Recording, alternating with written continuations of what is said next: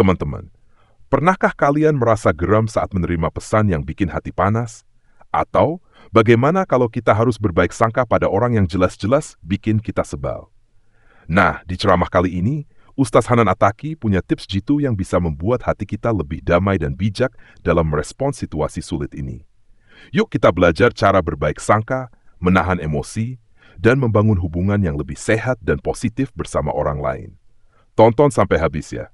Jangan buru-buru menyimpulkan. Ada satu hikmah yang menurut saya itu keren dari seorang dai. Beliau bilang gini, kalau kalian dapat WA, teks, apapun bentuknya, kalau kalian dapat teks, dikirimin teks sama orang yang kalian gak nyaman, jangan langsung dibales. Terus tunggu dulu beberapa lama. Mungkin besok dibalasnya. Kalau kita gak nyaman ya, kalau yang kita nyaman balas aja langsung, kasihan dia, nungguin. Kalau gak nyaman kayak dia misalnya ngomong yang gak pantas, atau salah ngomong, atau mengkritik, atau apalah, jangan langsung dibalas. Kenapa? Tunggu sampai besok. Kalau kita tunggu sampai besok, kita akan dapati diri kita besok membalasnya lebih bijak daripada semalam. Kenapa begitu? Oke teman-teman yang dirahmati Allah, alhamdulillah kita lanjutkan. Sebetulnya yang tadi kita udah ngebahas bab husnuzon ya, berbaik sangka. Karena salah satu yang bikin hubungan kita, baik itu dengan keluarga ataupun dengan geng, tetap langgeng, tetap nyaman itu ketika kita belajar untuk selalu berbaik sangka semampu kita. Fattaqullaha mastata'tum. Jadi ada level orang yang bisa berbaik sangka tuh level haqqa tuqatih. Kan ayatnya 2 ya.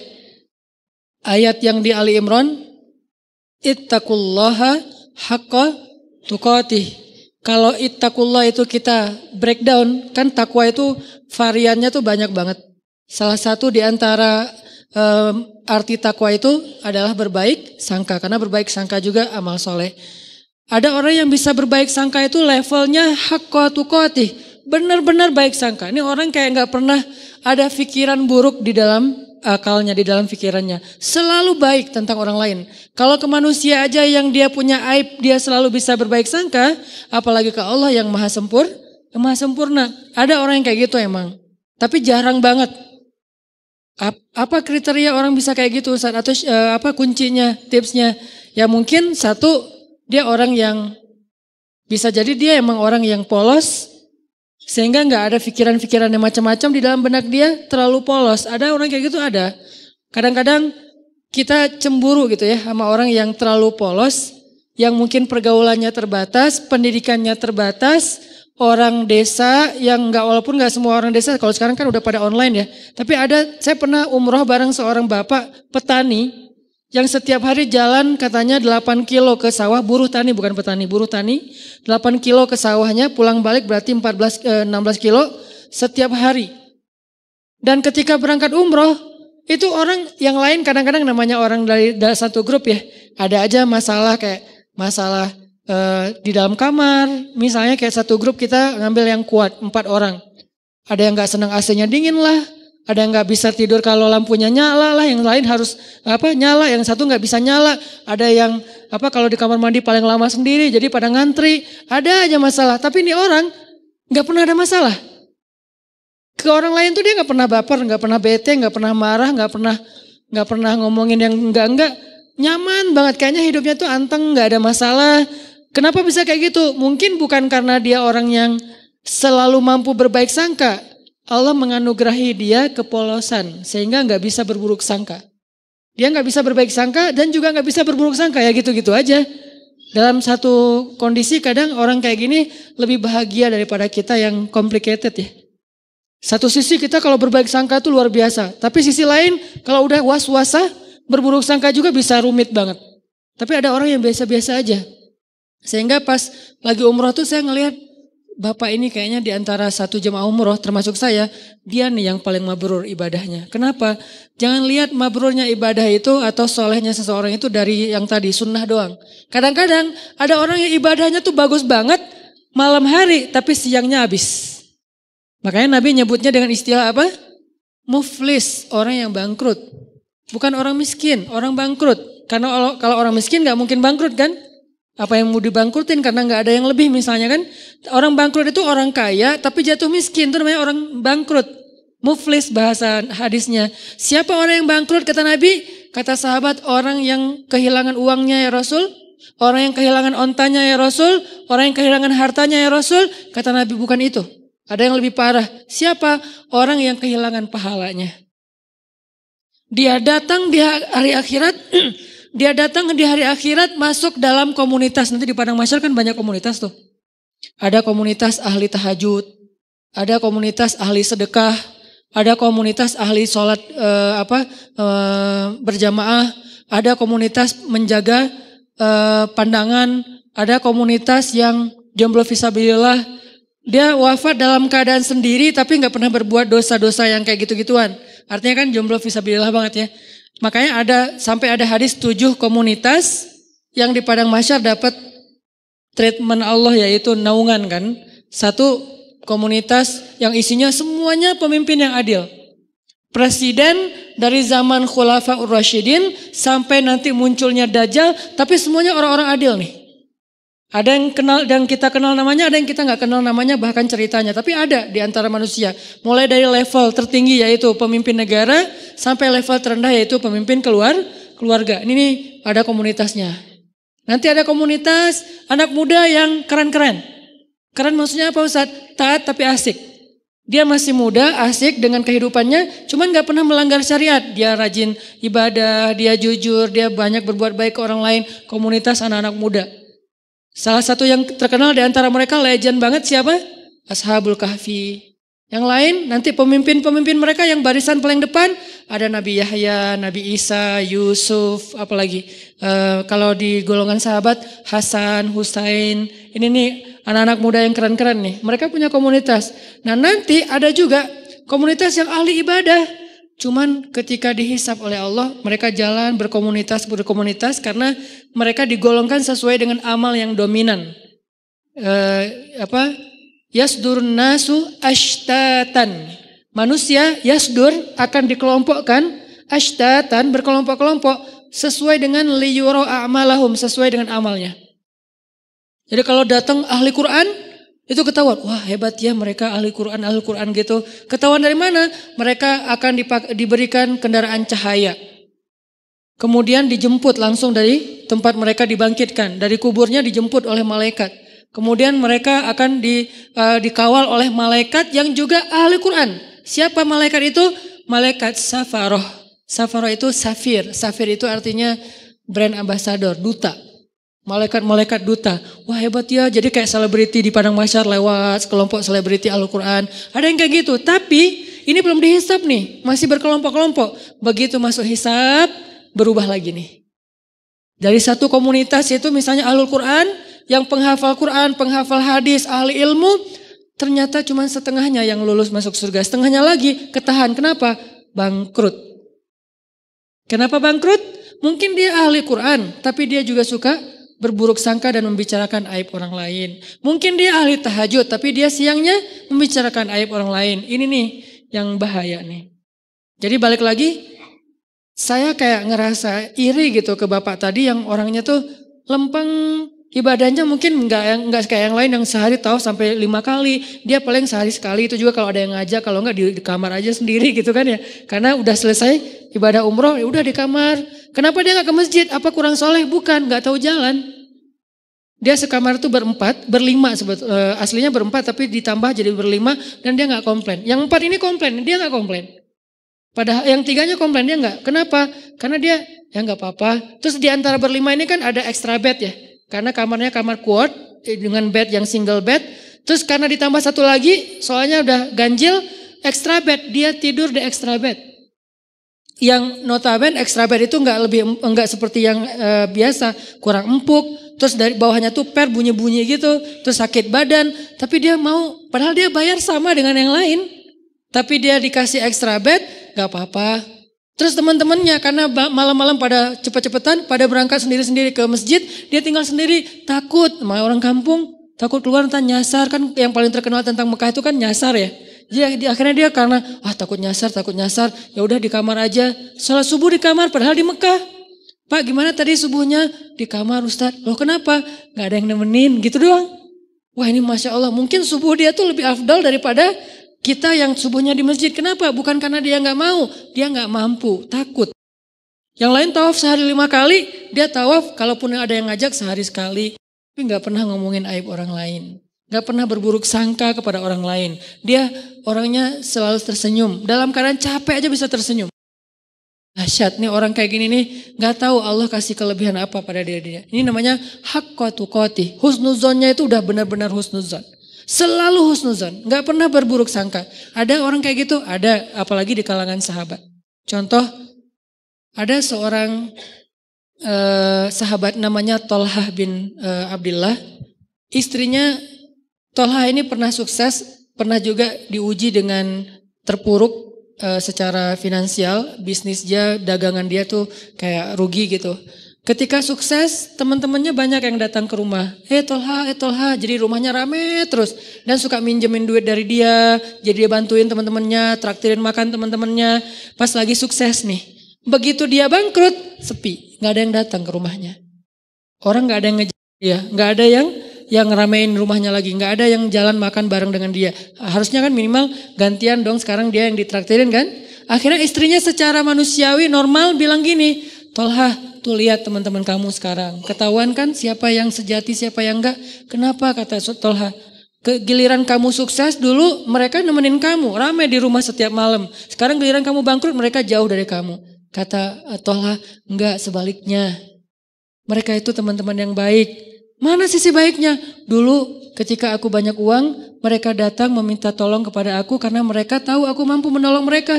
Sekarang ketika aku bangkrut gak punya uang, mereka gak datang lagi karena gak mau merepotkan aku. Lihat sisi, selalu ada sisi husnuzon. Ini orang kok bisa kayak gini gitu. Sekarang mereka gak datang lagi ke rumah aku karena gak mau ngerepotin aku. Takut daripada saya minta pinjam uang ke Tolha, tapi Tolha jadi gak enak hati karena gak bisa nolongin. Kasihan ya udah deh gak usah datang ke rumah Tolha. Itu yang difikirin. Coba kalau kayaknya kita kayak istrinya lah ya, normal kan ya. Dan itu gak salah, cuman ada orang yang keren. Bisa haqqa tuqatih. Sehingga ayatnya, ittaqullaha haqqa tuqatih. Kalau kalian mau beramal saleh yang pol coba. Ada orang yang bisa kayak gitu. Siapa lagi yang bisa husnuzon? Istrinya Abu Ayyub. Ketika terjadi fitnah, berita hoax tentang Aisyah selingkuh dengan Sofwan. Istrinya Abu Ayyub pulang ke rumah terus nanya ke istrinya, Mah, udah dengar berita yang lagi trending topik gak? Gitu. Oh, tentang Aisyah, ya gimana menurut Mama? Kata istrinya Abu Ayyub, ya Abu Ayyub, gimana menurut engkau kalau ada yang membuat berita aku selingkuh?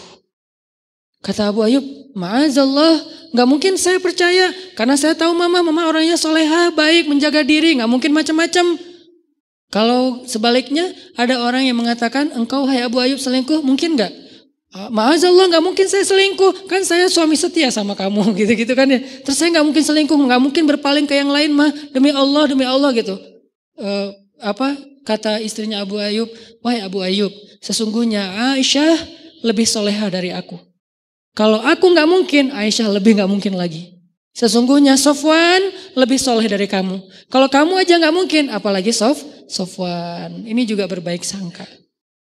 Dia selalu melihat angle yang bisa buat dia tuh berbaik sangka sama orang lain. Dia cari, dia ulik tuh. Gimana ya cara berbaik sangka? Gimana ya cara berbaik sangka? Kan itu harus dicari juga ya. Gak bisa pasrah gitu aja. Karena kalau kita pasrah doang kan yuwaswis. Yang banyak itu kan waswasah setannya nih. Yuwaswis sufi sudurinas. Ternyata dia benar. Ternyata dia gitu. Ternyata dia nggak seperti yang kamu pikirkan. Ini tuh banyak banget. Sehingga kita harus ngelawannya dengan cari-cari celah. Mana ya sisi baiknya ya? Mana sisi baiknya ya? Kalau nggak ada, minimal kalau nggak bisa sama sekali, Allahu a'lam. Saya nggak mau komen deh. Saya nggak mau berprasangka apapun deh. Ya udah deh, saya diam aja. Nah ini menunjukkan bahwa ada orang yang haqqa tuqatih. Ada juga yang nggak bisa haqqa tuqatih. Maka Allah berfirman di dalam surat At-Taghabun kalau nggak salah, fattaqullaha mastata'tum. Kalau kalian nggak bisa berbaik sangka total, semua kasus berbaik sangka nggak bisa, minimal mastata'tum, usahakanlah semampu kalian. Ini Al-Quran. Indahnya Al-Quran tuh kayak gitu, balance. Cuman kadang-kadang kan kita ngambil satu ayat menyimpulkan, padahal ayat itu saling mengutuhkan, saling menjelaskan, bayinat antara satu dengan yang lain. Kalau nggak bisa semuanya berbaik sangka, jangan sampai juga kita akhirnya nyerah. Kayaknya susah banget ya berbaik sangka, udah deh kita biasa-biasa aja. Jangan gitu. Mastata'tum, berusahalah semampu kalian. Yang kalian lewatkan, minta ampun sama Allah. Yang kalian mampu, maka jagalah, dawamkan, istiqomahkan. Fattaqullaha mastata'tum. Mastata'tum itu yang mana Ustadz? Yang kecil-kecil dulu, latihan dari yang kecil dulu. Berbaik sangka terhadap hal-hal yang mungkin buat kita sih nothing tulus lah. Ini kan masih gampang ya berbaik sangkanya ya. Apalagi buat orang yang mungkin gak ada hubungannya dengan kita. Yang kalau kita berbaik sangka juga atau berburuk sangka gak ada untung ruginya buat kita. Ya udah kita latihan dari yang itu dulu. Terus kasus-kasus sepele, kasus yang sekedar komen, sekedar broadcast. Kayak misalnya kita lagi di satu grup, beda mazhab. Tiba-tiba ada yang broadcast mazhab yang kita gak sama dengan kita. Jangan langsung berburuk sangka, nih kayaknya nyepet gua nih. Jangan. Sampai di dalam taklim juga kadang-kadang ada orang yang berburuk sangka gara-gara pertanyaan. Misalnya Ustadz saya mau nanya gimana orang yang kerjanya masih riba. Langsung diliatin. Lo maksudnya gua? Jangan, karena dia gak kenal kita dan dia juga gak tahu. Mungkin dia nanya memang dia pengen tahu jawabannya. Tapi jangan juga sengaja kita nanya buat menjatuhkan teman kita yang baru belajar. Kayak misalnya dia baru datang hijabnya belum sempurna. Kita lihat, wah ini ada bahan pertanyaan nih. Pas sesi tanya jawab, Ustadz, apa hukumnya masuk masjid? Hijabnya masih kelihatan kayak orang di sebelah. Nah ini nih. Atau kalau nggak bilang pun sampai bikin dia nggak nyaman gitu. Yang jelas saling apa ya? Yang satu menjaga lisan, menjaga sikap. Yang satu lagi menjaga pikiran dan perasaan. Ini kalau bisa kayak gini semampu kita ya. Karena buat saya juga mungkin saya pastinya belum haqqa tuqatih. Jangankan keluar, ke rumah aja, ke keluarga aja belum bisa haqqa tuqatih. Tapi baru mastata'tum, masih ikhtiar, masih proses, masih belajar. Dan saya juga belajar. Jangan berpikir, oh Ustaz udah sempurna banget ya, hebat ya. Enggak sama sekali. Yang sempurna di antara manusia, cuman Rasulullah SAW. Sisanya lebih. Kemudian kurang dikit, makin kesini tuh makin lemah nih. Sahabat idealnya udah di atas rata-rata. Tabi'in di bawah sahabat sedikit tapi di atas kita. Tabi'in di bawah tabi'in tapi di atas kita. Makin kesini tuh makin ya tahu dirilah. Artinya kita bukan siapa-siapa. Lagian orang bertakwa itu bukan berarti gak pernah berbuat dosa. Ini juga satu celah untuk berbaik sangka teman-teman. Ketika teman-teman punya teman baru atau teman yang udah baru hijrah atau yang udah soleh, jangan mengkultuskan dia harus benar segala hal. Ini bahaya nih. Kalau kita menganggap orang soleh ahli ibadah itu gak boleh salah, kita akan kecewa dengan semua orang. Kenapa? Gak ada orang kayak gitu setelah Rasulullah SAW wafat. Gak ada orang yang gak pernah buat salah. Toh Nabi aja yang sempurna kadang berbuat keliru walaupun bukan salah. Nabi gak pernah berbuat dosa, Nabi tidak berbuat kesalahan, maksum, tapi keliru, ya. Bahkan beberapa kali Nabi ditegur di Al-Quran oleh Allah. Banyak ayat, termasuk Nabi lupa bilang insya Allah, sampai akhirnya ditegur. Termasuk Nabi misalnya mengharamkan apa yang Allah halalkan demi nyenengin istrinya. Termasuk Nabi sikapnya bermasa muka dan berpaling. Termasuk Nabi salah fatwa memutuskan masalah tawanan perang. Banyak di Al-Quran itu teguran kepada Nabi. Kenapa? Karena Nabi juga manusia. Cuman beda sama kita. Kalau kita salahnya kadang-kadang sengaja. Kalau Nabi tidak sengaja. Dan salahnya Nabi itu bukan salah dalam bahasa fikih, keliru. Kalau salah enggak, kalau keliru ya. Keliru dalam sholat pernah, yang harusnya 4 rakaat jadi 2 rakaat, kenapa? Lupa. Nabi tapi kok enggak khusyuk? Bukan enggak khusyuk, Allah bikin kayak gitu biar Nabi itu jadi teladan buat kita yang pelupa. Sholat, udah berapa rakaat nih? Kan lupa kan? Ya udah deh, kayaknya udah selesai deh. Assalamualaikum. Nah ada teladannya dari Nabi. Kalau kita lupa, ambil yang paling kecil angkanya, jangan ambil angka yang paling besar, keenakan. Baru juga serakaat, kayaknya udah 4 deh. Assalamualaikum. Setiap hari aja sholat serakaat karena pelupa gitu.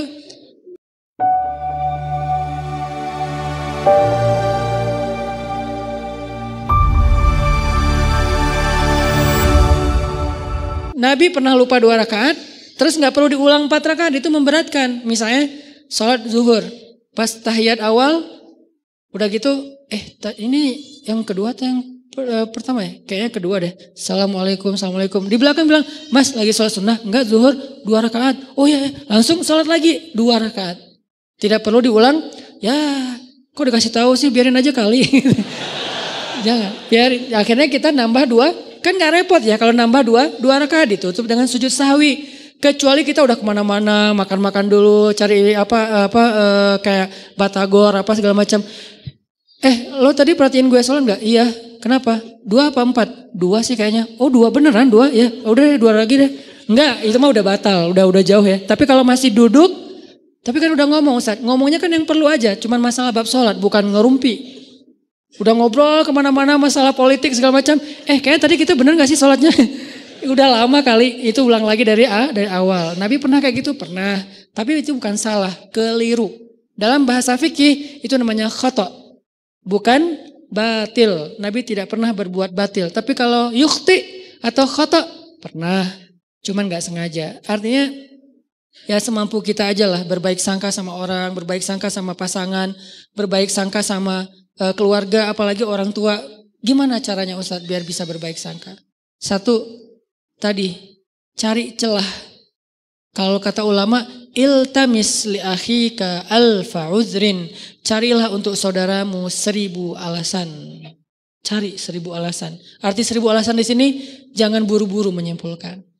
Jangan buru-buru menyimpulkan. Ada satu hikmah yang menurut saya itu keren dari seorang dai. Beliau bilang gini, kalau kalian dapat WA, teks, apapun bentuknya, kalau kalian dapat teks, dikirimin teks sama orang yang kalian gak nyaman, jangan langsung dibales. Terus tunggu dulu beberapa lama. Mungkin besok dibalasnya. Kalau kita gak nyaman ya, kalau yang kita nyaman balas aja langsung, kasihan dia nungguin. Kalau gak nyaman kayak dia misalnya ngomong yang gak pantas, atau salah ngomong, atau mengkritik, atau apalah, jangan langsung dibalas. Kenapa? Tunggu sampai besok. Kalau kita tunggu sampai besok, kita akan dapati diri kita besok membalasnya lebih bijak daripada semalam. Kenapa begitu? Kata beliau dalam sebuah perumpamaan, kalau kalian mendapatkan makanan yang panas, jangan langsung dimakan. Tunggu sampai dia agak sedikit hangat atau lebih dingin, baru kalian makan, itu akan sehat. Kalau panas-panas dimakan, itu hanya akan menyakitkan diri kalian sendiri. Begitu juga ucapan. Dapat teks, jangan langsung dibalas, masih panas. Nanti sama-sama kebakar nih. Tunggu sampai dia dingin. Kita dingin, dia dingin di sana, udah ngirim tag kan semalaman, nungguin akhirnya dingin ya. Gak tahu juga, mungkin lebih panas kali ya. Nah kita membalasnya dalam keadaan dingin, sejuk, enak tuh. Kayak air dikasih teh panas, tunggu sampai jadi teh anget. Baru kita minum, tapi kalau panas-panas diminum. Yang pertama kita celaka, yang kedua juga orang lain celaka. Kenapa? Kita celaka karena kepanasan, orang lain celaka karena kita salah-salahin. Ini siapa sih yang bikin teh panas-panas amat, dan seterusnya. Begitu juga dengan ucapan. Ini cara berbaik sangka nih. Caranya jangan langsung disimpulkan. Jangan langsung dijudge. Tunggu aja dulu. Siapa tahu setelah kita tunggu ternyata secara natural terjelaskan dengan sendirinya. Muncul tabayun yang tidak kita sengaja, bukan kita cari, bukan. Tiba-tiba muncul kayak tabayun, penjelasan dari sana sini. Akhirnya kita nggak sempat menyimpulkan yang negatif kan? Alhamdulillah selamat gitu. Ustaz, kadang-kadang buruk sangka itu bukan disengaja, muncul aja. Makanya nggak mungkin lah kita sengaja pengen berburuk sangka sama orang lain. Itu was-wasa dari setan. Kok salah setan sih Ustaz? Ya emang salah setan. Kenapa kok salah setan? Ya setan, memang untuk disalahin gitu kan. Makanya Nabi Yusha ketika lupa dengan ikannya yang berenang, apa kata beliau? Wa ma ansanihu illa syaitanu an adzkurah. Enggak ada yang bikin saya lupa kecuali karena saya setan. Ini setan nih kerjaannya nih, gitu. Jadi a'udzubillahi minasyaiton. Pas kita ada yang enggak enak di pikiran kita, a'udzubillahi minasyaitonir rajim. Terus kata setan, gua enggak ngapa-ngapain kok ta'awuzin sih? Ya emang bagian dia gitu. Masa a'udzubillahi minni. Ya Allah, aku berlindung dari diriku sendiri, kan gak mungkin ya. Gak ada ayatnya, yang ada berlindung dari setan. Intinya cari celah, jangan langsung disimpulkan, biarin aja dulu, larut. Ada masalah, jangan langsung, wah bener nih, jangan, diamin aja dulu. Minimal kalau gak tertabayun, terjelaskan dengan sendirinya, kitanya udah concernnya udah pecah dengan hal-hal yang lain. Siapa tahu tiba-tiba Allah memberi kita rezeki lupa, besok gak sempat dibahas lagi. Ini cara-cara berbaik sangka yang kata ulama praktis. Tunggu, jangan simpulkan dulu. Kedua, cara berbaik sangka, kita ingat-ingat kebaikannya. Karena kalau kita nggak pernah ingat kebaikan orang lain, agak susah sih memikirkan bahwa dia itu sebetulnya nggak ada maksud apa-apa. Tapi kalau menurut kita nih orangnya tuh baik, orangnya tuh nggak pernah bohong. Begitu ada orang yang bilang dia bohong lu kemarin, kayak nggak mungkin deh. Soalnya setahu saya dia tuh orangnya selalu jujur. Nah kan karena kita ingat bahwa dia jujur, susah percaya kalau dia bohong. Karena kita ingat dia orangnya setia, susah percaya kalau dia selingkuh. Karena kita ingat dia orangnya perhatian, susah percaya kalau dia cuek. Ini nih ingat kebaikan.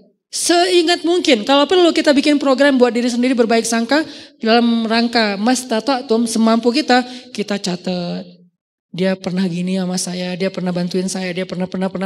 Sesekali kita minta tolong dia nggak bisa tolong, kita akan lihat dulu sih dia selalu nolongin saya. Kok sekarang dia nggak nolong? Kayaknya dia lagi ada masalah juga. Tapi kalau kita lupa, dia emang gitu orangnya, susah banget dimintain tolong. Padahal setiap hari nolong. Kecuali kali ini. Nah ini cara berbaik sangka, ingat kebaikan orang lain. Kalau nggak ada Ustadz, siapa bilang nggak ada? Nggak mungkin nggak ada, kecuali Firaun. Toh Firaun aja masih ada kebaikannya apa? Masih mau menampung Musa kecil di rumahnya, walaupun sebetulnya dia nggak suka kepada Musa itu. Masih mau, gara-gara apa? Gara-gara sayang sama istrinya. Kalau Dajjal, nah itu satu-satunya yang mungkin bukan hampir, nggak ada sih emang. Sehingga kita disuruh bertaus di akhir sholat kita dari Dajjal. Jadi taus itu kayaknya setahu saya tuh dua ya.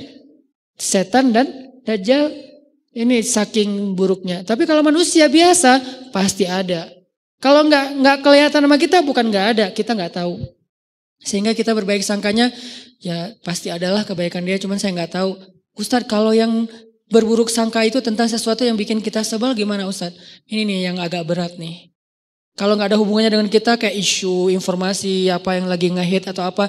Itu mungkin buat kita sih gampang berbaik sangkanya. Tapi kalau yang bikin kita nyesek gimana Ustadz berbaik sangkanya? Sholat. Jangan berbaik sangka sama dia kalau belum mampu. Berbaik sangkalah kepada Robnya. Karena kalau ini juga nggak bisa, udah nggak ada lagi harapan.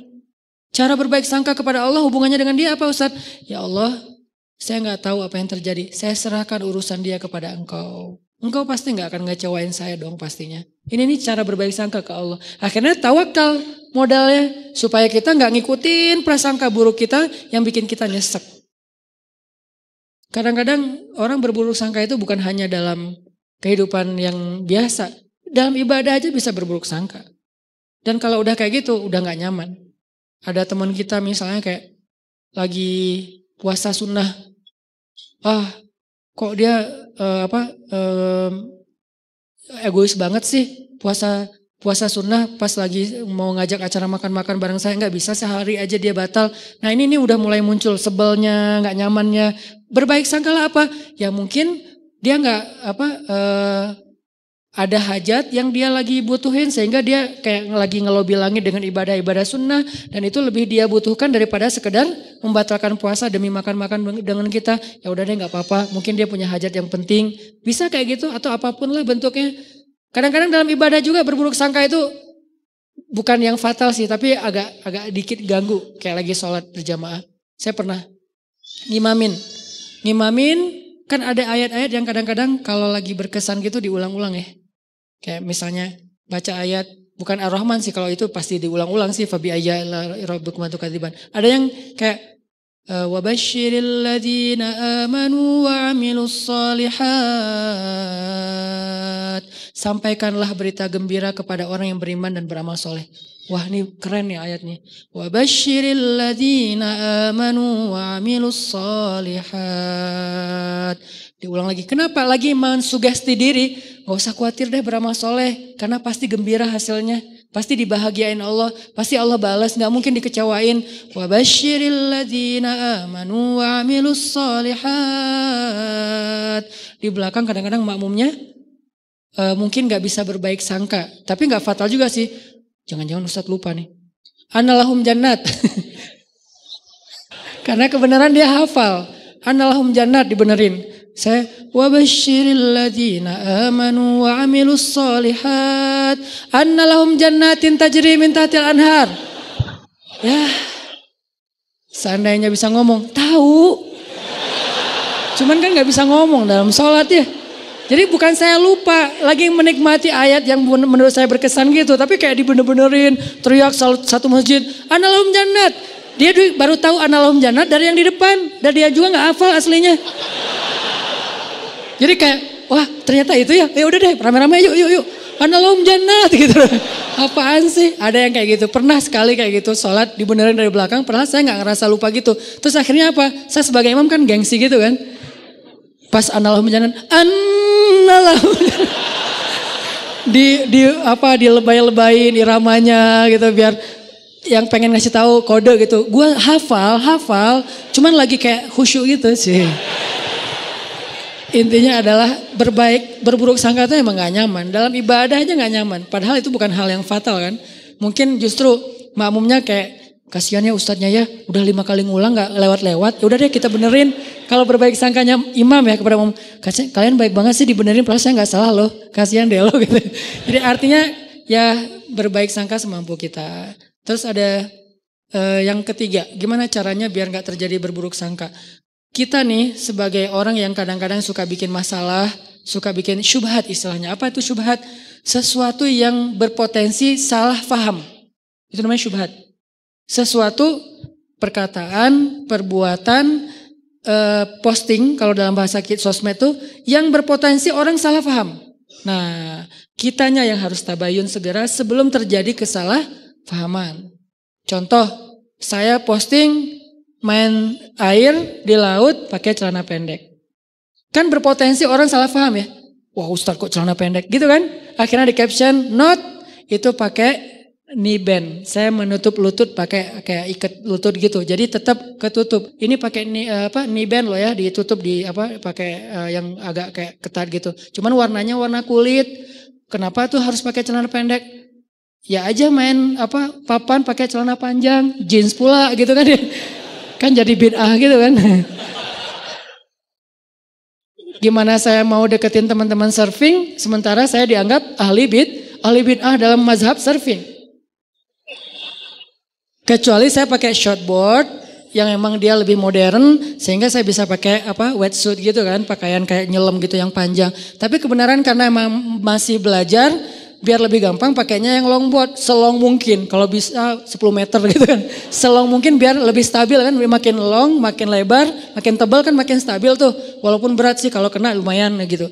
Ngambil yang paling long, makin bold. Sehingga mazhabnya itu makin kayak wah, single fins or die gitu kan.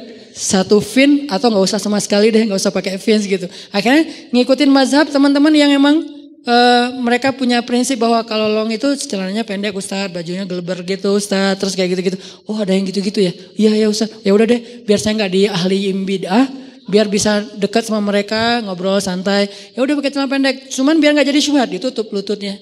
Ini namanya mentabayyun sendiri sebelum dipertanyakan oleh orang lain. Ada yang kayak gitu, ada juga yang kayak misalnya kita lagi ke satu wilayah yang mereka baca Qur'annya itu kalau sholat bismillahnya dijaharkan.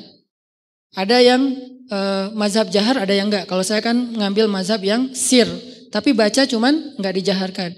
Nah pas lagi di sana kita bisa jelasin, maaf ya saya mungkin baca cuman sir gitu. Biar orang, lah Al-Fatihah enggak pakai bismillah. Nah diperjelas. Kalau perlu bismillahnya yang biasa, bismillahirrahmanirrahim. Kali ini bismillahirrahmanirrahim. Enggak pakai irama tapi jelas gitu. Supaya orang lain, oh ya tenang deh kalau gitu. Jadi kita kayak tabayun sendiri, itu perlu. Apa dalilnya Ustaz? Nabi pernah kayak gitu. Nabi suatu malam lagi nganterin istrinya pulang. Karena dari masjid, Nabi enggak nginep di rumah istri yang itu. Cuman dianterin pulang. Pas lewat di sebuah lorong kayak gang gitu yang agak-agak remang-remang. Nabi berdua dengan cewek, lagi nganterin cewek ini pulang. Dari itu berlah istri beliau. Tiba-tiba lewat sahabat ngelihat Nabi sama cewek, langsung mereka mempercepat langkahnya. Nabi, pergi aja. Pergi aja mereka, dipanggil sama Nabi. Sebentar kata Nabi. Kenapa ya Rasulullah? Ini adalah Sofia istriku, kata Nabi. Ini adalah Sofia istriku. Kata sahabat, ya Rasulullah, gak mungkin kami berburuk sangka kepadamu. Kata Nabi apa? Inna syaitan yajri majrad dam. Setan itu mengalir di dalam aliran darah kalian. Maksudnya apa? Dia tahu banget yang kalian rasain. Mungkin sekarang kalian gak akan ada apa-apa. Nabi sama cewek, pergi aja, gak usah dipikirin. Udah disimpan. Besok ada yang ngomongin atau ngelihat sekali lagi. Bener ya kayaknya semalam yang kita lihat. Nah jadi gitu tuh. Daripada jadi omongan, maka Nabi langsung tabayun. Sebentar.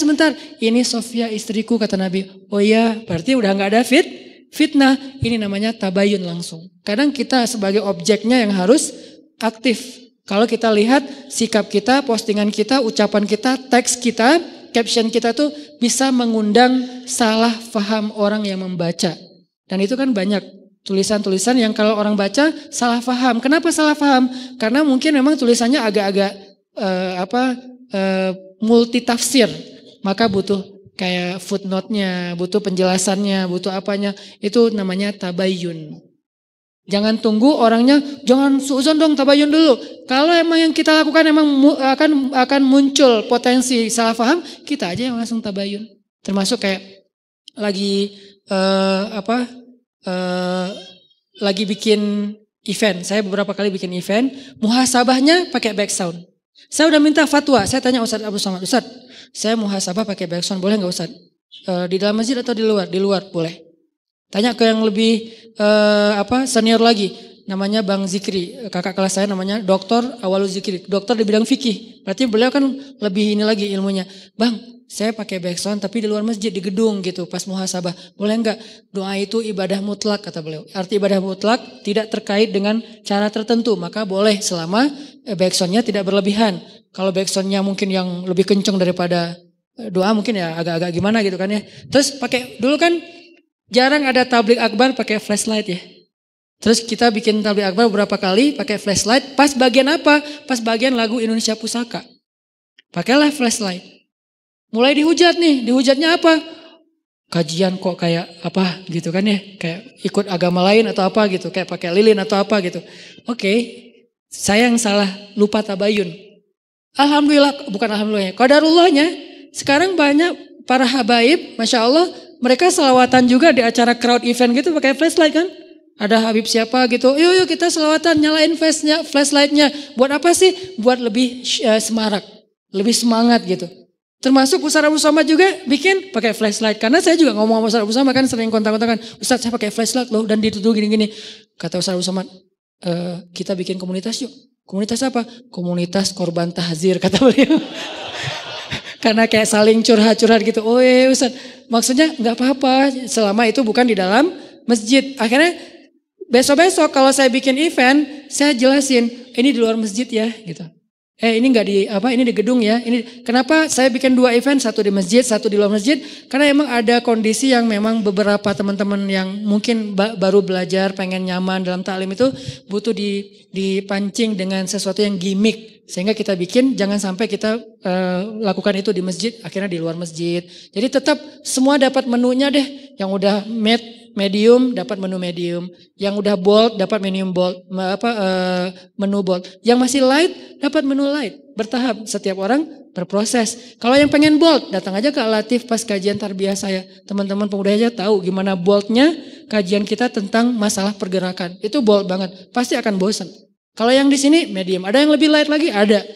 Dan makanya sekarang saya agak sedikit ditambah-tambahin. Yang dulu mungkin entertainnya lebih banyak, gaming yang lebih banyak, sekarang naikin level dikit. Kayak gitu-gitu kan, ini proses dalam dakwah. Tapi harus tabayun supaya tidak jadi syubhat, jadi salah faham. Kadang-kadang lupa tabayun, namanya juga fattaqullaha mastata'tum. Semampu kalian, semampu kita aja. Jadi 3. 1, cari celah. 2, apa tadi teh? Mengingat kebaikan. 3, kita sebagai objeknya yang kalau bisa menjelaskan supaya tidak terjadi salah paham. Ini aja yang mungkin saya bisa share tentang berbaik sangka.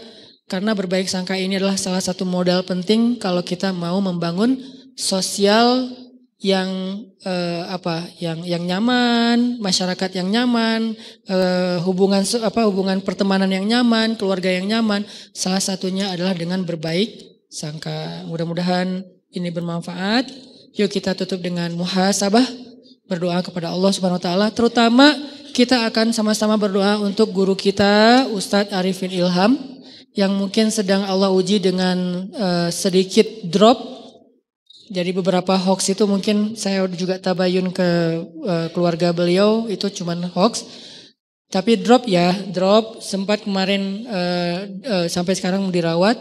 Insya Allah mudah-mudahan sama-sama di seluruh Indonesia kita mendoakan beliau. Semoga Allah segerakan kesembuhannya dan dijadikan penyakitnya sebagai penggugur dosa.